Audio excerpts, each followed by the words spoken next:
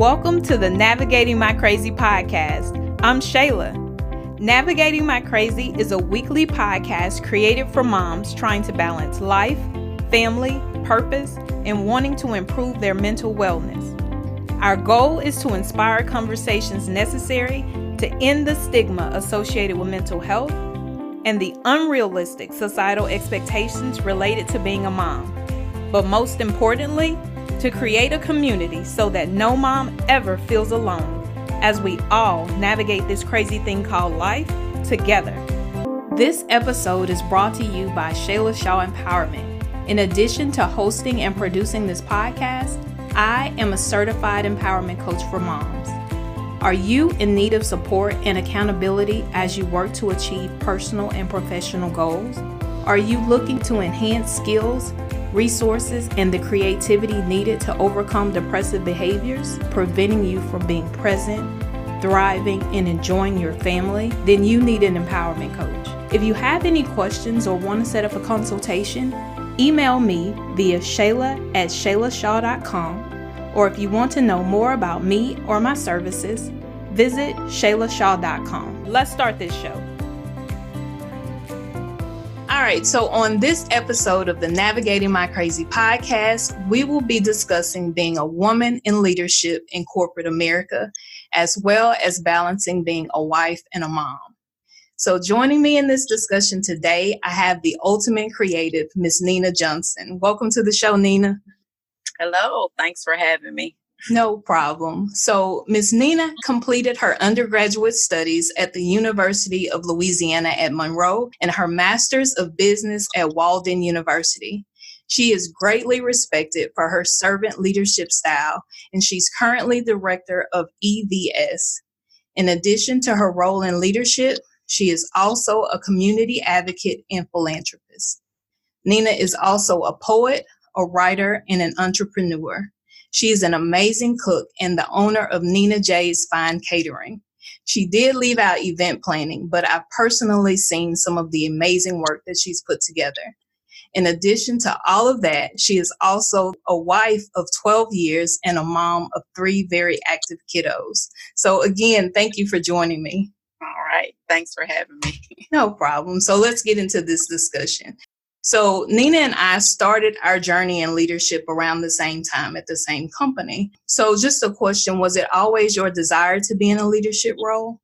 No, it wasn't always my desire, but I knew after leading for my very first time that there was something on the inside of me that had to come out. And I've just been on this journey ever since. And now that I know that I feel as if I've been called to serve.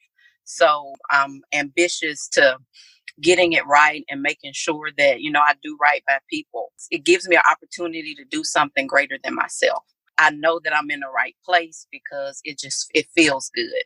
Right. And just to see some of the interactions with you and your employees and some of the videos that you guys make and some of the things that you do as a team, I can tell that you have their respect and the relationship that you've created with your team. So have you always had that kind of leadership style, or has that transitioned over the years? It has transitioned over the years, but I've always been an exhorter. I've always been the type of person that wanted to bring out the best in people, just to get people together to just show their skill set.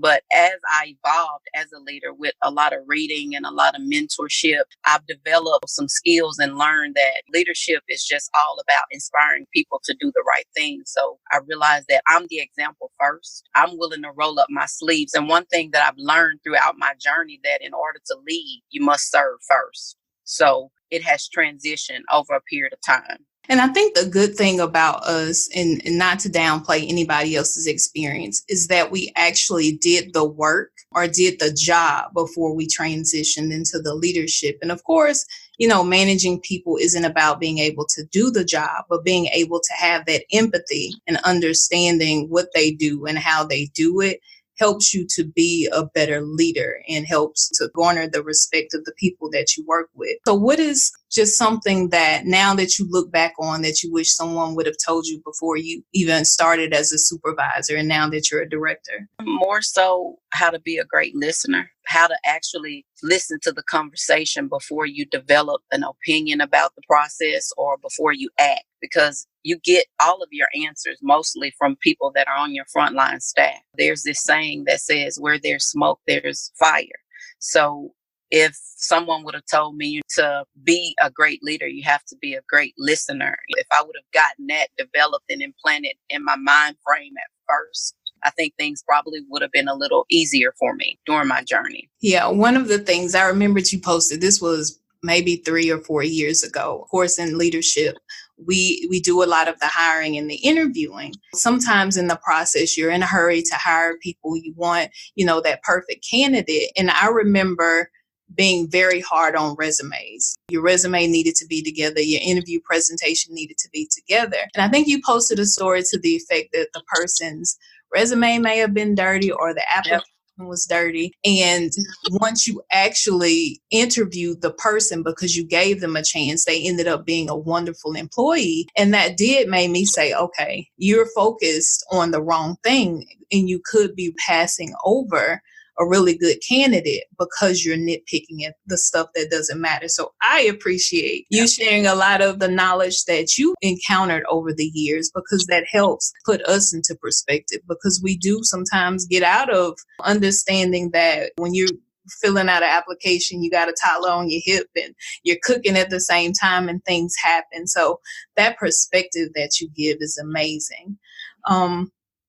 And so I also noticed that your parenting style, a lot of the things that you say regarding parenting has transitioned over the last couple of years. So do you feel that the transition and the growth that you have as a leader has affected your parenting style? Absolutely. Absolutely. I have some strong spiritual leaders that have really helped mold me as a leader. And we always talk about different principles, and setting standards being one. And, there's no manual that comes with parenting, obviously, but I will say that a parent is a leader. So the way you lead at home, you also lead that same way in the workforce. So I have transitioned with parenting as I've grown as a leader too. There's standards that I set in my home with my girls and my son that is the same thing that I enforce at work. If I can't run my house, how can I run an operation? So the two they intertwine with one another. So it's been a journey with, flexing my leadership style as well as transitioning as a director and being mom too. Yeah. What was one of those things that you decided, okay, this is something that I want to change, and you made a specific effort as a parent to change the way that you were doing it? Consistency. Children need to see a consistent pattern. And that's the same thing in the workforce. If you set out a guideline or a goal for your staff and you tell them, this is the threshold and this is the meter on which we're gauging things, that's the same concept that I use in my home, especially with my 15-year-old. If I say the rule is turn your cell phone in at 12, then the rule is turn your cell phone in at 12. And then if you don't, there's an accountability with that. So I set standards and I also give you boundaries too. And I'm more of a liberal parent. It builds trust and it keeps the relationship open to where, my children feel free to come talk to me. I don't believe in putting chains on them. So I set rules and there's boundaries, and then we just go by it and I hold you accountable for whatever you fail to do. And I think that's important in the workforce too. So whenever they do go out in corporate America, or whenever they do decide to be business owners, it won't be a culture shock to them. Right. Even in the workplace, how do you see the difference in the way that your employees interact with you and you interact with them with your change in leadership style?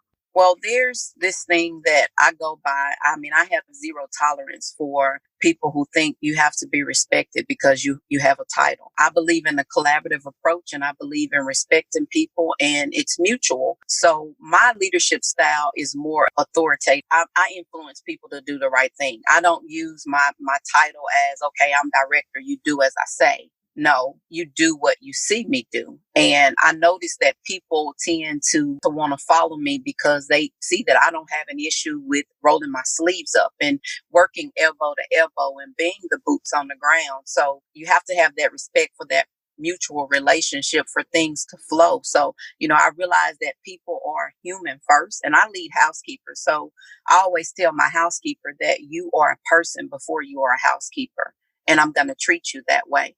And it's, they know that I'm going to respect them and I expect them to respect me. But there's that expectation that I set at the door. And I think that has really helped things flow kind of easy for our operation. So have you seen changes in, just say, of course, I'm a numbers person, we're management. So just as far as like the turnover rate or the call-in rate or things like that, have you seen the correlation of your leadership style change to the way that the employees kind of interact at work? Absolutely. My productivity is up. My patient satisfaction scores are up. I see a lot of more smiles, and my turnover rate is low. But in the line of housekeeping, turnover rates is usually 35%. But I will say that it has decreased tremendously, since I've been in a leadership role. So, just treating people, and I'm just trying to change the standard all around because, people look at housekeeping and they view it as a role that's at the bottom. Well, I don't think about it like that. I think that it's one of the hardest and most grimiest jobs you can do. And it's the most gratifying job that you can do because you get an opportunity to remove yourself out of the way. And it's absolutely amazing how you can take somebody and they're using a broom and they do it with pride, or they're mopping the floor and they're singing about it. So it's gratifying at the same time. It's a very humbling experience, but I have definitely seen a transition with productivity, patient satisfaction, and morale overall. So was it hard for you to transition from being focused on the numbers and pushing numbers instead of focusing on the people, especially being middle management? Because a lot of times we have those people over us really focused on the numbers. So was it hard to kind of help them to see how your leadership style would kind of benefit the company overall? No, because when you look at the big picture of things, the numbers will come.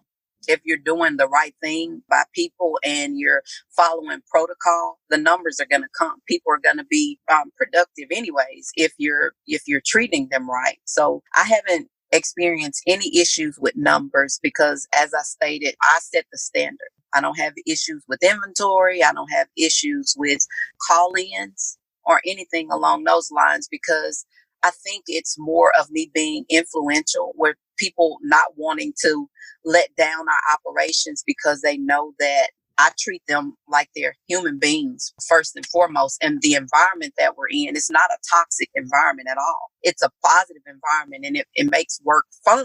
But we meet the numbers, and we meet the numbers by simply pouring into those that bring the numbers to us. So we get the job done. Ooh, that was good. That was good. We get the numbers by pouring into the ones that bring the numbers to us. That was good. I know you're an avid reader. So what are some tools that you would offer for another person that's thinking about becoming a manager or realize that their management style needs to kind of transition? What are some tools that you would kind of share with them? First and foremost, I think you need to get in alignment with, I'll back up and say for me, it's more of, I follow spiritual leadership first and foremost. It makes it easy because I'm in alignment with my purpose and what my calling is. But you need to get you some iron sharpen iron. I have some amazing friends that we bounce ideas off of each other, amazing support system. I blog a lot, there's a lot of spiritual leadership books that I read. There's one called The Servant. That book actually changed my complete outlook on a lot of things. So, I have a lot of great reads. I have a leadership library. There's one that talks about It's My Ship. There's tons of resources out there. There's books on organizational politics. Books that help you with negotiating. And it's LinkedIn. They have some amazing articles on there. And I do brain dumps at night. I remember I was listening to your very first podcast of how you do brain dumps and how late at night I get a book and I read and I journal a lot too. Because you can be a visionary and have a lot of ideas as a leader. But if you don't get up and write them down the next morning, Absolutely. You may forget about it. So, I would just suggest making sure that you're you're walking in your calling, that your purpose to do those things. Because it's work is not fun when you're forcing yourself to do something. And then get around some positive counsel, some great people that's going to help sharpen you. And then there's a lot of leadership material out there that you can read, because readers make great leaders. So I read a lot. I agree with that. I'm a reader. I try to force reading down my kids' throat. As far as being a woman in leadership, because I know that's a whole different set of trials. I found myself, I was usually the only woman, if not one of two, in boardrooms where they're decision making. And in a lot of cases, when you're dealing with men, they don't have to think about taking off when the kids are sick and all of that. So what are some tests and trials that you face as a woman in leadership? Oh, well, I've had a lot of trials as a woman in leadership, especially at the tier that I am now. And I'll just give an example. And of course, I won't, use any names of where I experienced this, but I was doing an inventory check-in, and one of the drivers of a company was like, made the comment, that's what happens when you put women in positions like this. Initially I was shocked by it and, was kind of broken by it, but I realized that everybody is not the same. And, everybody don't think like I think, or think like you may think, or people that know that you don't speak to women in that manner. But I end up, dusting it off, because I feel like I'm super heroic. Women, we are very strong. We're strong-willed. We're influential. And if we, keep a positive mindset, you can conquer all. But I've been able to overcome challenges by simply just being a light. Where there's hate, I display love, and I meditate every morning, read a lot, and I just make sure I pour into myself, and I make sure that I treat others how I want to be treated. A lot of men don't, they may struggle with why a woman have to lead me, but, that's their own insecurities. And I do realize that everybody is not the same. So you overcome those challenges by doing what you've been called to do, and Right. loving where there's hate. Right. I had a supervisor that was a female under me. And once I transitioned out of the role, she became a manager. And she came to me and she was like, this is hard. You never made it look hard. And, and I began to tell her there were times when I would go in my car and cry.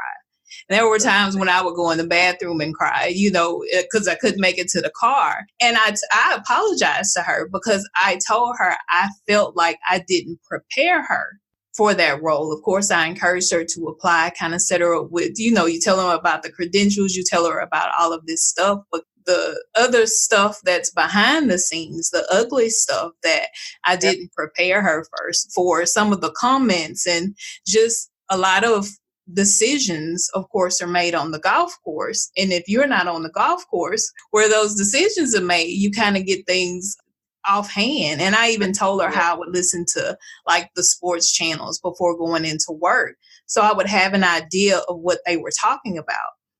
Yep. How I started getting into basketball and football and soccer, and just understanding sports, because I wanted to be able to be a part of the conversation. So do you find yourself having to do things out of what was your normal to make sure that you're able to sit at the table?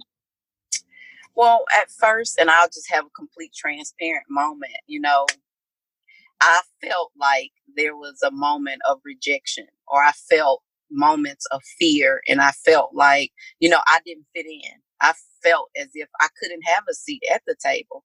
But, again, going back to my spiritual leadership and the guidance that I get, and I honestly feel like if it's purpose for you, you don't have to try to find a seat at the table. The seat will come, because as Tyler Perry says, bring what you have to the table. And honestly, I'm big on, I'm not going to flex who I am to try to fit in with the masses. I'd rather just be alone, and I can stand out that way. But I try to find that happy medium to where I can meet them, where strike a conversation. or find ways to overcome the challenge. But I'm going to sit at the table regardless. And I know that's probably bold to say, but I just feel like if the hand of God is on you, then the world can be against you and he'll still have you. So I've had those moments where I felt like completely rejected. And I've had those moments where I sit in my car and I say, well, God, what have I gotten myself into? Like, I've said, and before going into my children, because I didn't want them to see me broken, So it's perfectly okay not to fit in. I mean, if you put me in a box, I'm going to come out of the box anyways. So people say, well, talent alone is not going to get you to that sweet spot. But I feel like talent and, just being who you are, it'll get you to the table. And you'll have a seat at the table. And once you get to the table, it's playing chess. We can play chess. So I do that often. So I try to find that happy medium, okay, this person like this, and I kill people with kindness too. So you can't help but love me. Absolutely. So. That's great advice. Great advice. Wish you had given me that 10 years ago. Great advice, to those that come after us, to know, don't change who you are to fit, because at the end of the day, you're going to constantly have to change because leadership changes. And then, of course, when people see that they're able to influence you, unfortunately, they will negatively influence you because in most cases, they don't want you there in the first place. So what about kind of the feeling that as a woman, we have to go harder, we have to do more, we have to be better? What do you feel kind of about that thought process? Well, I mean, you can get caught up in that, and then you can find yourself trying to swim in waters that you have no business in the first place. I mean, I set standards for myself. And I feel like, I can't get it all done. I'll never forget, I wrote an essay, and one of my professors at Walden told me that life isn't a marathon. It's a journey, and enjoy the journey. So I pace myself. I have a lot of checklists. I say, well, I'm going to get this done today.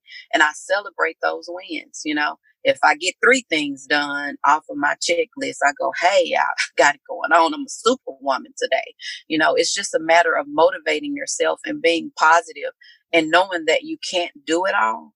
A lot of women, because I'm guilty of this. We try to say, well, I don't need help. I'm going to do it myself. Well, everybody needs help. Some trees can't grow unless they cross-pollinate. So pride will kill you. So one thing I've learned to do is put my pride to the side and ask for help and call my arrows to help me. But, you have to pace yourself and know that life is a journey. It's not a marathon. So you do what you can, because if you don't, you'll break yourself down mentally trying to take on too many challenges and trying to balance the beam too hard. You'll find yourself weighed at the bottom and not, at the top, or at least in the middle. So it's about pacing yourself. Right. And that's very good advice, because like you said, if you find yourself so focused on fitting in or sitting at the table, then you lose sight on your family, then you lose sight on your personal, then you lose sight on yourself because you're so focused. And I found myself really doing that at one point, because I managed a call center. I used to sleep with my phone under my pillow because it was 24 hours. And I just felt like if the people overnight had an issue and they couldn't reach the supervisors or they couldn't reach the backup managers, then what will happen if they didn't have anybody to call? So I feel like as the captain of the ship, I have to be there. And then I had to realize, hey, that you can't be all things for all people. That's right. People know that, if push comes to shove, that you're there, but they have these other avenues. And like you said, it's letting other people help and giving them the accountability, and letting them fail. Because sometimes, unfortunately, we have to let people fail in order to teach them. And that was hard for me because I'm a perfectionist. And it's like, if you can't do it, I'll do it. But I had to learn to let people learn through their own failures and to let that happen. So that was hard. That was a hard lesson that I had to learn, but I lost a lot of sleep doing that. And I wouldn't advise it for anyone else. So another thing that I had an issue with that I wanted to talk to you about was becoming a leader in management, supervisor, all of that. You kind of learn how to call the shots. You learn how to get things done. You learn how to take charge. And then I saw that affecting my marriage, because being a wife, then the husband is the head of the household. So did you have that issue kind of transitioning into leadership, and how did you handle that? No, I don't think I've had the issue at all with, my husband being the head of the house. Actually, he is very influential in my leadership role. He encourages me, he inspires me, and I listen to him because he was a leader before I was a leader. So a lot of my lessons come directly from him. A lot of the books that I read come from books that he had whenever he was in a leadership role. So I went after him. So he was the leader first, and then I fell in line. So it was almost like he's been like the mentor, telling me to pace myself. But one thing I do struggle with that he corrects me with all the time is I bring it home, and he won't even, visit the conversation. And it's kind of hard for a woman that loves to talk. And I'm a talker. He'll stop me and say, "Hey, let's not talk about work today. Let's talk about something else." So he usually keeps me in a line, and I love it because, marriage is about accountability too. And he holds me accountable, and, vice versa. But I don't think I've ever struggled with, him being the lead, because I feel like I know my place as a wife, but I do struggle with bringing work home when we know that in our home, the standard is, leave that at the door. This is our safe haven. This is where it's our time to bond and have family time with us and the children. So, but I think what has helped me or benefited in our relationship is that he went before me as a leader. So I kind of use him as my soundboard to help me with my operations whenever we have time where he wants to allow me to talk about it. But most of the time that's at a lunch date. We have limits on bringing work in our home. So right. So how do you de-stress or decompose from a day at work before going home? How are you able to drop it in the car and get out and start to be mama and wife? That's hard. It is. It's very hard. Like I said, sometimes I sit in my truck, before I go in the house, and I listen to my gospel music. And it's funny because last week, as a matter of fact, my kids were outside, and I walked. There's a little creek area down from my home, and I walked down and I sat there and I released. The kids didn't know what was going on. I was just having a moment. I had a really bad, stressful day, and I had to get that stuff out. So I sat and I released and talked to the Most High and dry my face and go back home and be mom. But it's a challenge. I'm not going to tell anybody that it's not. It is a challenge being mom and boss, because mom comes before boss. I'm going to be mom before anything. I'm not going to put any work before my family. But it's challenging. I'll never forget, I had a huge project I was working on last year, and I worked on it for about 6 months. So my children didn't see mommy, and I had to travel and, trying to FaceTime. And there's many nights where I put the phone down and cried, just cried my eyes out. But I realized that it's for the betterment of their future. It's me investing so that, they can have a better life. But I de-stress by getting it all out before I go in the house. I mean, I cry it out. Sometimes sit in my truck on my lunch break, and sometimes I close the door in my office and I cry it out. But I mean, you have to, and I work out too. So sometimes I may go to any time and just let it out on the treadmill or let it out on the cycle, but you have to get it out, because if you don't get it out, you'll take it in the house and you'll bring those frustrations out on your children. And at the end of the day, it's not fair to them at all. But it's a challenge. It is. Right. I mean, and it's a everyday challenge. And I tried different things, but what has worked best for me, honestly, is releasing it at the creek down from my house. So. Yeah, that's good advice. And that actually kind of leads into my next question, because I know, just knowing you personally, that you were in school, of course, while you were working and while you were parenting. And then you have your own business. You're creative and you have these ambitions to grow and be better. How do you mentally balance your ambition and wanting to learn and wanting, to travel to trainings and go to school and further your education, with also knowing that, okay, I'm a mom and I have these responsibilities? Sometimes I find myself frustrated because I don't feel like my journey is going as fast as I would like it to go. But honestly, it's all God. My strength comes from the Most High. From day to day, He is carrying me. He is leading me. But I'm inspired, by a lot of people, you being one. Just the ambition being there, because I'll never forget, and I'll share this story with you. That's the reason why I started my journey. A lot of people don't know that, my mom worked for a nursing home for, I don't know, maybe 25, 30 years as a dietitian. And I witnessed her get up every morning at 5 o'clock to be at work before the sun came up. And I remember telling my mom when I was a little girl that if God ever placed me in a position to help those that are oppressed, that I would make her proud. So, each and every day I realize that the things that I do, it's not for me. It's for a higher purpose. It's for those that are going to come after me. It's for the young girls, that just graduated high school, for my nieces, for my daughter. I get motivated by just remembering that story that I told my mom. My mom took care of us with everything she had, which was a little bit of nothing.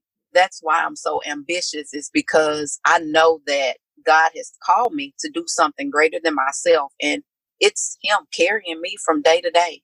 So I just want to be that rainbow in the cloud for somebody. Just want to inspire somebody to say that, hey, you can do it too. So it's all about me being selfless. I move myself out of the way. And I tell you, it's all God. It is not me. I am a new creature in Him. So it is not me, honey. The strength that I have is not me. Sometimes I look back, because I journal a lot, and I look back over some of my Facebook posts and some of my Instagram stuff, and I go, well, God, you were really using me. So it's Him using me. And it's the story I started out. It's personal for me. It's personal. I feel like I witnessed my mom, who is the strongest person I know, do everything she could with a little bit of nothing. And I can at least repay her by carrying her legacy on, by just something that she wanted to do that she didn't get to do. So I'm all about breaking generational curses. So it's all God, not me. That's truly inspiring. So what advice would you give to another mom? Because I know we all struggle with that mom guilt of taking the additional steps to better ourselves and taking the time away from actually being a mom to our kids. So what advice would you give to another mom that's kind of struggling with that decision to go back to school or to apply for that position that she wants? What advice would you give to her? Do it. Don't prolong it, because time waits on no one. Do it and get in line with the Most High, and He'll guide you and He'll lead you. But get around some good people, some iron that's going to sharpen you. And believe it or not, your children, they will look to you and they will see your strength, and they will be behind you. And you'll be amazed how your children are inspired just by watching your steps. To hear my 5-year-old tell me that I am an inspiration to her, out of the mouths of babes. But your children look to you for answers. So they're going to be happy to know that you want to go to school, that you want to better yourself. You do it for you and do it for your children. You'll feel so much better after you completed it, because that's a win. So if you have the urge to go back to school, go back to school. Don't wait. You can do it. Just remain steadfast. Keep your eyes on the prize and keep your eyes on the person that's guiding you, which is the Most High. So, time waits for nobody. So I suggest you get up and do it. Do it. There's somebody that's rooting for you. It may not be a person you expect to be rooting for you, but there is somebody that's rooting for you. I will say that on this journey, the people that I didn't expect to be the ones backing me and lifting me and being a support system, he will send you somebody, and he has sent me some people. So do it. Don't wait. Just do it. And actually, that's a perfect segue into my next question when you were talking about support systems, because I know at one point maybe your husband was working off or he still works off, and you talked about pride. So what were some accommodations, or what did you have to find yourself asking as far as helping? Because at that point, I think you were in school and then you have the 3 kids. So as far as support systems, what are some things that you found yourself having to do in order to get the help that you were needing? I mean, you had to put your pride to the side first and foremost, and stop thinking that you can do everything on your own, because you can't. My husband, he works away 90% of the time. And I'm at home with the 3 babies, and I'm still director. So you'd be amazed. Like I said, God will send you some people to help you. And I rely on a bench. I have a bench of people, and it's in this day and time, it's hard to trust people, with your children first and foremost. But you just have to pray for that spirit of discernment, and you have to just know who you're dealing with. But call on my office manager. I call on my ops manager, if I'm in a crunch and I got to get my kids from school. If I got a 3:00 meeting, it's all about building a bench, building people around you to be able to help you and help lift you. My sister-in-law has helped me a whole bunch. There was times when Rob was gone for almost 6 months, and I was in the peak of my career, and I had sick babies and everything else. But, I've just been blessed and fortunate enough to build sisterhoods with people and develop relationships with people. But relationship goes both ways. So oftentimes people look for help, but they're not willing to give the help. So if you're wanting help, you got to be willing to balance the beam. I'm open to helping too, but I'm willing to be the mom that'll carpool and say, hey, okay, well, the boy's going to ride to the gym with me today. You got to be willing to balance the beam. You can't be selfish and, take. You got to be willing to give too. So it's all about balancing the beam. Somebody help you, you help them. You pour into people, God's going to make a way for you. So it's life is about being selfless. So if you're willing to do that, you can balance the beam, but you got to be willing to give too. That's amazing advice. And that's so true. And so you've already shared like oodles of gems that you dropped on us. And from a leadership perspective, what advice would you give to another person in leadership or someone interested in leadership about the balance between business and really honing in on your people? Well, we have to realize as leaders that people have life outside of a 9 to 5 or a 7 to 3:30 or whatever the case may be. They're people just like we're people. And if we have issues at home, they have issues at home. Some days I'm on, some days I'm off. So my employees are going to be the same. I think when we realize that people are not robots and they're actually human beings, things will be so much better. You can make or break an employee by something you say. It's best to say kind things, and you can hold a person accountable in the same breath that you're being kind to them. That goes a long way. But psychologically, that's most important because it drives everything. Your mental drives how you work. So if you're in a toxic environment, you're going to produce toxic results. So as leaders, we have to get back to treating people like human beings and not robots. And that's the problem. We try to force power upon people, and it's 2019. you have to respect people. And I think that goes a long way. Respect goes a long way in realizing that people have life outside of a 9 to 5. I know what it feels like to be under bad leadership. Absolutely. So I'm not going to be that person. That's why I said in order to be a leader, you must serve first. You'll know how it feels when you're on the other end of that stick. And you have to realize that you treat people how you would want to be treated. Absolutely. And one last question. What advice do you give to a wife in leadership to ensure that she's balancing that wife role and being a woman in leadership? You have to take care of home first. You take care of home and everything else would fall into place. But you have to learn how to balance, because you can't let your domain go, because that's your foundation. Your home is your foundation. So if you're not happy at home, or if there's, friction going on there, you're going to take it to work, and you can't possibly be able to survive in an environment like that. So balance is everything. You have to organize yourself. One thing I've learned to do is menus, like for the family. I figure it out. I start planning on Sunday. Okay, well, this what we going to eat this week, and I got chores for the kids. Everybody got something they got to do. I know when I'm going to do the laundry.